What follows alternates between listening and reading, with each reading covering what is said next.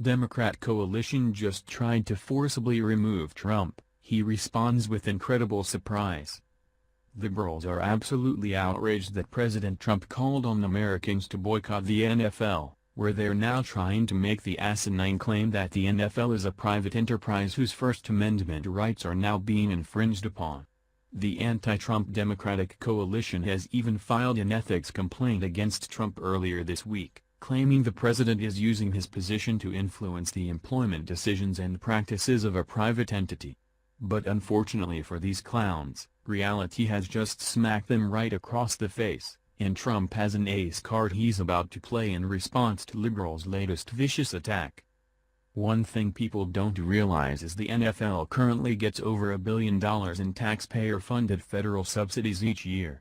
The fancy stadiums that these entitled players continue to kneel and disrespect our country in were bought and funded by the American taxpayer, where we've footed the bill for 20 NFL stadiums since 1997.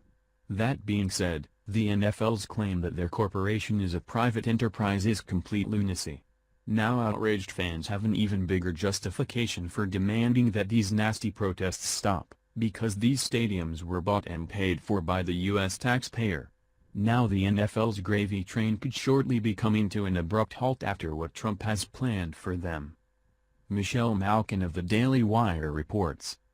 Since 1991, taxpayers at all levels of government have footed the bill for football stadiums to the tune of an estimated $1 billion every year.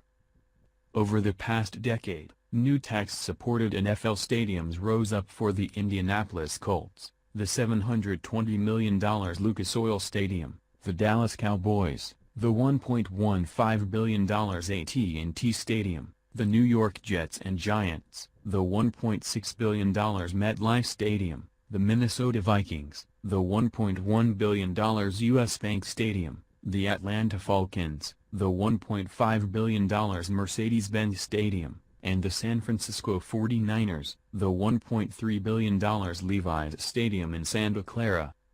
Next in the works, a whopping $2.6 billion stadium for the Los Angeles Chargers and Rams and a $1.9 billion stadium for the Oakland Raiders when they move to Las Vegas. Left behind? An $83 million taxpayer debt on 2 decade-old renovations to the Alameda County Coliseum that the Raiders are abandoning. Now just 3 days after liberals filed their ethics complaints on President Trump for his calls to boycott the NFL, they're getting smacked back in the face with a nasty little surprise.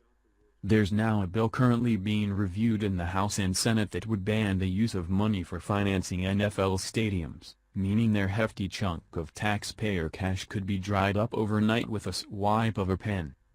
Well, how about that? It turns out that there's even more that the government and taxpayers do for those players than just show up at their games and buy their overpriced jerseys. Apparently, our hard-earned tax dollars are going to help out with those stadiums that we only get to enter when we pay an additional fee, Kat from Freedom Daily reported. What's even more problematic for the NFL is after these subsidies were granted, Americans were promised an enormous multiplier of jobs and benefits in return for their investments.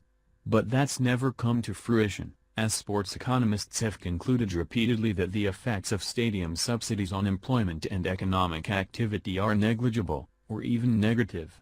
The NFL, its teams, and its sponsors continue to benefit from a bonanza of tax-free loans, municipal bonds, rent waivers, and property tax exemptions, the Daily Wire went on to report. Unfortunately for the anti-American NFL, empty stadiums and plummeting viewership could soon be the least of their concerns. If these subsidies suddenly end, all the NFL would have to fork out their own money to build and maintain these fancy stadiums, meaning they'd have no choice but to listen to their angry fans and put an end to these protests. As these cocky players continue to disrespect our country, our police, and every American soldier who has fought, bled, and died to protect America, the one thing they didn't consider was the will of the American people. After refusing to listen to their vast patriotic fan base, now they'll be incurring the full wrath of GOP lawmakers who overnight could ruin everything for them with this wonderful new piece of legislation.